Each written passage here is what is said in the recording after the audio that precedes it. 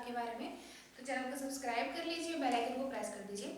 दोस्तों, पिछले काफ़ी दिनों से हम कार्यपालिका, राज्य की कार्यपालिका के बारे में पढ़ रहे थे और उसमें हमने कई टॉपिक कवर भी किए थे। तो मैंने सोचा क्यों ना आपको विधानमंडल के बारे में थोड़ा सा ओवरव्यू दे दिया जाए, इसलिए हमारे लिए बहुत जानना ज़रूरी है ये बात कि जो हमारे देश में संसदीय व्यवस्था की स्थापना जो की गई है वो राज्य में किस तरीके से उसका संचालन किया जाता है। तो देखिए, सबसे पहले तो मैं आपको बता दूं विधानमंडल क्या होता है। देखिए, राज्य में कानून व्यवस्था बनाए रखने के लिए विधानमंडल की स्थापना हमारे भारतीय संविधान में इसकी चर्चा की गई है। इसके बेसिकली दो सदन होते हैं। जिस तरीके से केंद्र में दो सदन होते हैं, एक उच्च सदन होता है, एक निम्न सदन होता है। एक को भंग किया जा सकता है और एक को नहीं। ठीक है, उसी तरीके से स्टेट में भी ऐसे ही कुछ प्रक्रिया अपनाई गई है कि निम्न सदन और उच्च सदन की व्याख्या की गई है। ठीक है, तो विधानमंडल में एक होता है आपका विधान परिषद और सेकंड होता है आपका विधानसभा। ठीक है, विधानसभा को हम बोलते हैं बेसिकली निम्न सदन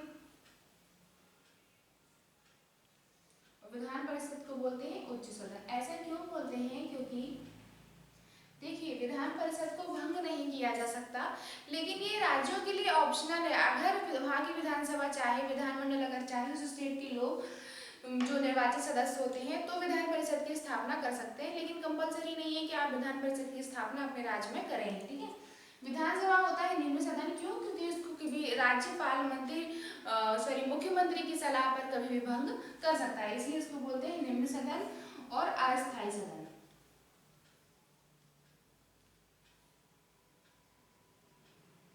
ठीक है, इसे बेसिकली एक नाम से और जाना जाता है, लोकप्रिय सदन।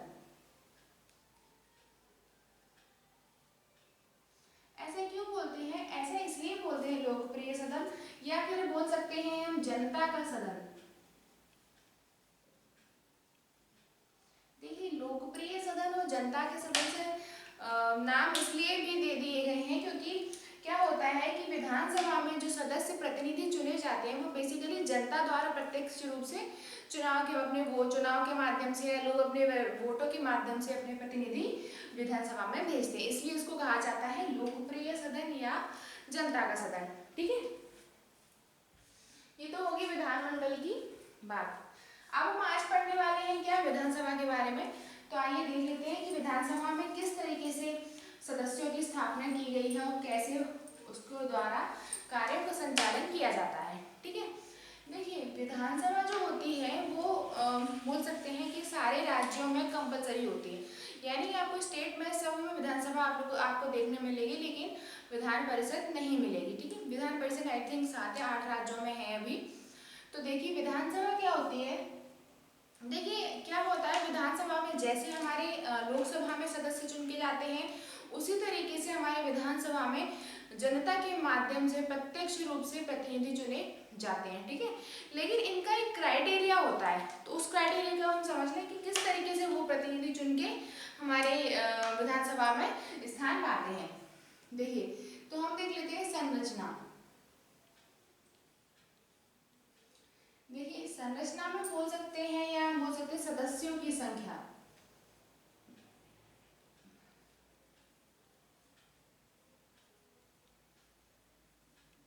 देखिए, वैसे तो भारतीय संविधान में ये कहा गया है कि सारे राज्यों में जो विधानसभा की सीट्स होंगी वो एक समान नहीं होंगी। क्यों? क्योंकि एक क्राइटेरिया निर्धारित किया गया है कि प्रति 75,000 जनसंख्या पे एक प्रतिनिधि चुना जाएगा। ठीक है, यानी कि 75,000 जनसंख्या होगी, उस पर एक प्रतिनिधि चुनेगा। इसी के आगे मतलब प्रतिनिधियों को स्थान विधानसभा में दिया जाएगा। ठीक है, या फिर बोल सकते हैं कि स्टेट में इसी के आधार पर सीट्स की व्यवस्था की गई है, इसीलिए सारे स्टेट्स में विधानसभा सीट्स की संख्या एक जैसी नहीं होती है, सारे स्टेट में अलग अलग होती है। ठीक है, देखिए, लेकिन एक व्यवस्था की गई है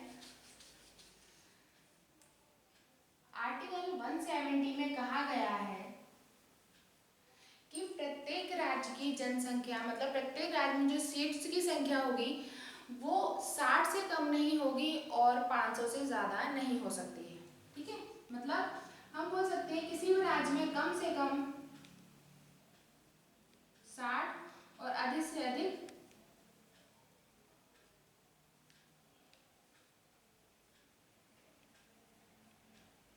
500 प्रतिनिधि होंगे। ठीक है, क्लियर है यहाँ तक। लेकिन इसके आधार पर देखिए अभी कुछ स्टेट ऐसे भी हैं जिनमें उतनी जनसंख्या नहीं है, तो उसके आधार पर समय समय में कुछ संविधान संशोधन भी किए गए हैं, तो उनको हम पढ़ लें तो हमारे लिए बेहतर होगा समझना, क्योंकि हो सकता है एग्जाम में वो संशोधन पूछ लिए जाए तो आप कंफ्यूज ना हो। ठीक है, देखिए क्या है, सिक्किम एक छोटी सी स्टेट है, तो 26 अप्रैल 1975 में 26 अप्रैल 1975 में एक संशोधन लाया गया, संविधान में एक संशोधन किया गया जिसे हम 36वां संशोधन के नाम से जानते हैं। यानी कि 1975 में 36वां संशोधन लाया गया, यानी कि संविधान में संशोधन किया गया और सिक्किम को पूर्ण राज्य का दर्जा दे दिया गया। ठीक है, लेकिन इसमें यह भी कहा गया है कि इसमें जो सीट्स की संख्या होगी, यानी कि इसमें जो प्रतिनिधियों की संख्या होगी वो बेसिकली राज्य में 30 होगी। ठीक है, ऐसी कुछ व्यवस्था 53वें संविधान संशोधन द्वारा गोवा के लिए भी की गई, क्योंकि वहां की भी जनसंख्या कम है। इसी आधार पर सीट्स जो है वो डिवाइड की गई है हमारे पूरे भारत की स्टेट्स में। ठीक है, ये तो हो गई जनसंख्या की बात। अब इसके बाद आते हैं हम कि इसके अलावा एक व्यवस्था, जब मैंने आपको लोकसभा पढ़ाया था उसमें मैंने आपको बताया था कि अगर राष्ट्रपति को लगता है कि लोकसभा में जो एंग्लो इंडियन समुदाय के लोग जो होते हैं उनका प्रतिनिधित्व अगर लोकसभा में कम है, तो राष्ट्रपति को यह अधिकार दिया गया था कि वो अपने अनुसार कुछ व्यक्तियों का मनोनयन लोकसभा में कर सकता है। ऐसी कुछ व्यवस्था हमारे स्टेट में भी की गई है। यानी कहा गया है कि राज्यपाल को अगर लगता है कि विधानसभा में पर्याप्त प्रतिनिधित्व नहीं है एंग्लो इंडियन समुदाय का, तो वो एक सदस्य को, एक एंग्लो इंडियन समुदाय के सदस्य को मनोनीत कर सकता है। ठीक है, ये तो है। ठीक है, अब आते हैं हम योग्यता के आधार पर, यानी कि विधानसभा में कुछ तो योग्यता होगी तभी सदस्यों को लिया जाता है। यानी हम जैसे आम आदमी को तो एंट्री नहीं मिलेगी ना, कुछ तो एलिजिबिलिटी क्राइटेरिया होता है ना। तो देखिए इसमें कुछ खास नहीं है, वही भारत का नागरिक हो, मैं लिख देती हूँ योग्यता। ठीक है, इसमें क्या है कि सबसे पहले तो वही भारत का नागरिक हो,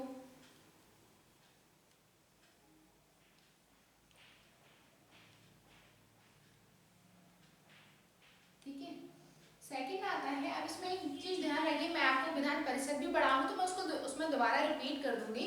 देखिए इसमें क्या है कि इसमें विधानसभा के लिए जो आयु है वो 25 वर्ष रखी गई है और विधान परिषद के लिए 30 वर्ष रखी गई है। ठीक है, तो 25 वर्ष की आयु पूर्ण कर चुका हो।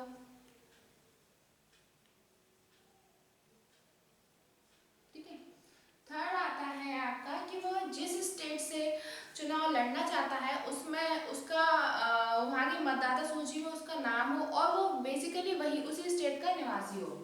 ठीक है, उसी राज्य का निवासी, वह वहाँ उस राज्य की मतदाता सूची में नाम हो।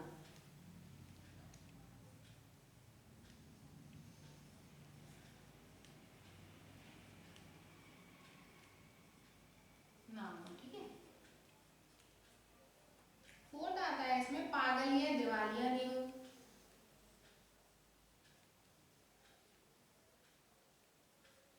और फिफ्थ है कि वे लाभ के पद पर ना हो। ठीक है, लाभ के पद पर मैं आपको इसका मतलब भी समझा चुकी हूँ, पर ना हो। ठीक है, ये कुछ योग्यताएं या बोल सकते हैं कुछ शर्तें विधानसभा में निर्वाचित होने के लिए रखी गई हैं। ठीक है, इसके बाद आते हैं हम अवधि पर, यानी कि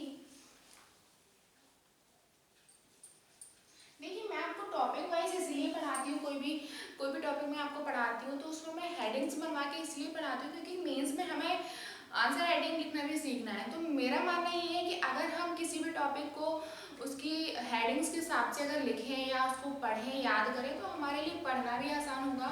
और चूँकि हम मेंस की प्रिपरेशन भी कर रहे हैं तो उसके इसके साथ ही साथ हमारा मेंस भी प्रिपेयर होता जाएगा। ठीक है, इसके बाद आते हैं हम अवधि पर। अवधि इन द सेंस कि जो विधानसभा का जो कार्यकाल होगा वो बेसिकली कितने समय के लिए होता है। देखिए क्या होता है, आपको चाहे याद हो, शायद मैंने शुरू में जो कुछ वीडियो अपलोड किए थे उसमें मैंने आपको बताया था कि जो 42वां संविधान संशोधन है उससे अक्सर बहुत क्वेश्चंस पूछे जाते हैं। ठीक है, मैं उसको बताऊंगी आपको थोड़ा 1-2 वीडियो के बाद उसको मैं डिस्क्राइब करूंगी उस 42वें संविधान संशोधन के माध्यम से क्या क्या चीज़ें लाई गई थी।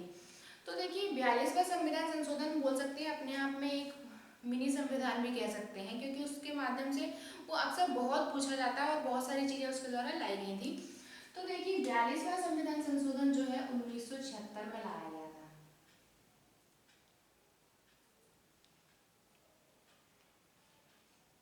1976, ठीक है। इस संशोधन से पहले जो विधानसभा का जो कार्यकाल था वो बेसिकली 5 वर्ष का था, लेकिन 42वें संशोधन के माध्यम से विधानसभा का जो कार्यकाल है वो 5 वर्ष से बढ़ाकर 6 वर्ष कर दिया गया था। ठीक है, इसके अलावा क्या हुआ कि 2 साल बाद एक और संशोधन लाया गया, 44वां संशोधन।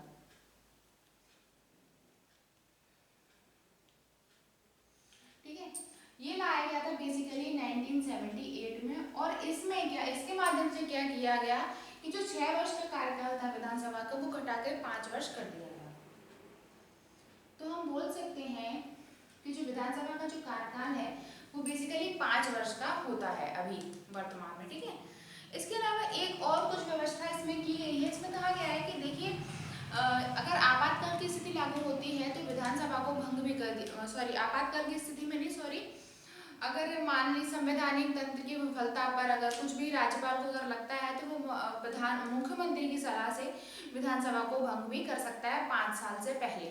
ठीक है, इसके अलावा एक और व्यवस्था की गई है कि अगर आपातकाल की स्थिति लागू होती है तो राष्ट्रपति को अधिकार दिया गया है कि वह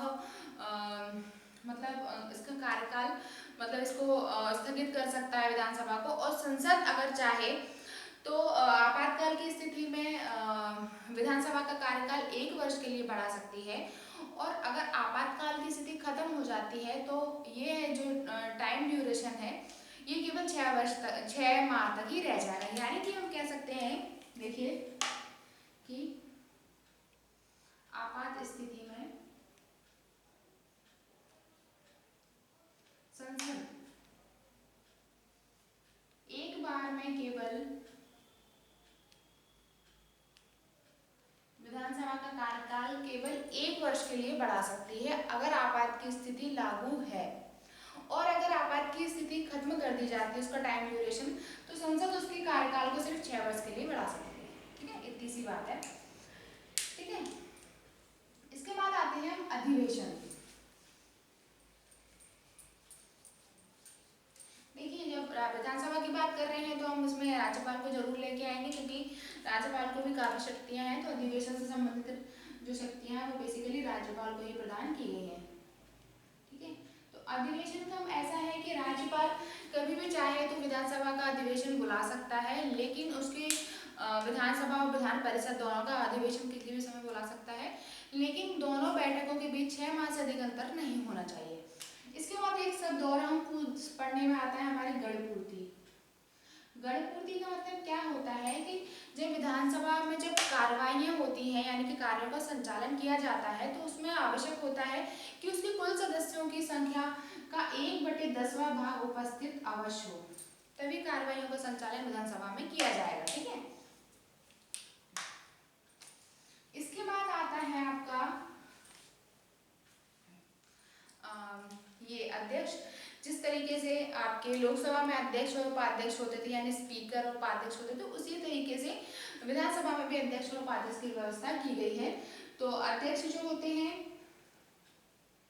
वो बेसिकली क्या होते हैं कि विधानसभा के सदस्यों के माध्यम से ही, उन्हीं में से वो लोग अपने जब विधानसभा का सत्र आता है, पहला सत्र होता है, तो वो अपने में से अध्यक्ष और उपाध्यक्ष को चुन लेते हैं। ठीक है। और अध्यक्ष का बेसिकली कार्य वही होता है कि विधानसभा में नियंत्रण स्थापित करना और अनुशासन को बनाए रखना। ठीक है।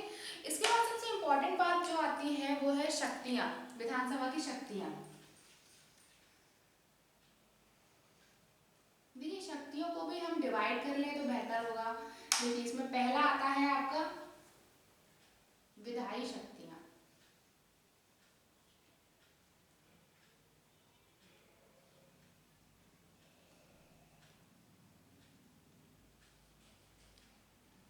सेकंड आता है इसमें कार्यकालीन कार्यकारी शक्तियां, कार्य नियंत्रण या शक्तियां, कुछ भी बोले। ठीक है। थर्ड आता है इसमें संवैधानिक शक्तियां।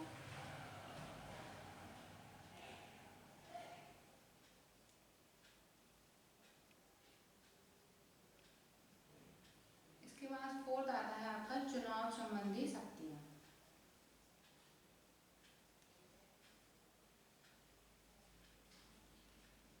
ठीक है। इसके अलावा मुझे अगर याद आ जाएगी तो मैं आपको बता दूंगी, मैं एक पॉइंट इसमें भूल रही हूँ।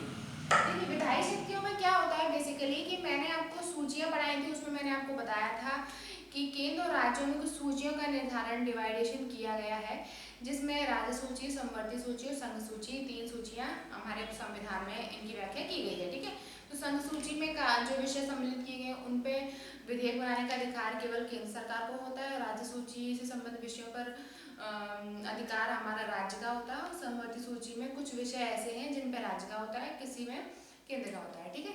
या फिर जब भी दोनों की बात आती है तो केंद्र सरकार का निर्णय अंतिम माना जाता है। ठीक है। अब विधायी शक्तियों में क्या होता है कि जो राज्य सूची से संबंधित जो विषय हैं उन पर कानून बनाने का अधिकार बेसिकली विधानसभा को दिया गया है, या हम बोल सकते हैं कि अगर विधानसभा चाहे तो उन विषयों पर कानून बनाने के लिए कोई भी मतलब विधेयक पास कर सकती है। ठीक है। सेकंड आता है इसमें कार्यकारी नियंत्रण। देखिए, कार्यकारी नियंत्रण से क्या तात्पर्य है कि जो कार्य किया जा रहा है उस पर नियंत्रण करना, मतलब जिनके माध्यम से वो कार्य किया जा रहा है उन पर नियंत्रण करना।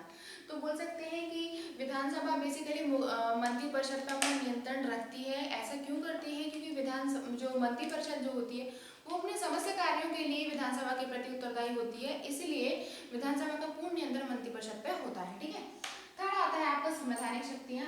देखिए, संवैधानिक शक्तियों में क्या रहता है कि विधानसभा को कोई बड़ा अधिकार ऐसा प्रदान नहीं किया गया है कि वो संविधान में संशोधन कर ले। ठीक है। लेकिन एक बात आपने देखी होगी कि जब कोई भी कुछ विषय ऐसे भी रखे गए हमारे भारतीय संविधान में जिनमें संसद अकेले संशोधन नहीं कर सकती है, यानी कि उसमें आधे से अधिक विधानमंडल की स्वीकृति आवश्यक होती है, तो हम कह सकते हैं कि संवैधानिक शक्तियों से तात्पर्य है कि जब संसद द्वारा उन विषयों पर संशोधन किया जाएगा तो उसमें हमारे स्टेट की स्वीकृति हमारी देना आवश्यक होती है। ठीक है। फोर्थ आता है आपका चुनाव संबंधी शक्तियां। ठीक है। चुनाव संबंधी शक्तियों से क्या है कि जो स्टेट में जो प्रतिनिधि होते हैं वो राष्ट्रपति के निर्वाचन में भाग लेते हैं। ठीक है। सेकंड आता है इसमें कि राज्यसभा में भी अपने प्रतिनिधि भेजते हैं। ठीक है। ये तो थी शक्तियां। तो ये था कुछ विधानसभा से संबंधित कुछ इम्पोर्टेंट बातें। नेक्स्ट वीडियो में हम कुछ और टॉपिक के बारे में चर्चा करेंगे। तो अगर आपको मेरी वीडियो पसंद आ रहा हो तो लाइक एंड सब्सक्राइब जरूर करें।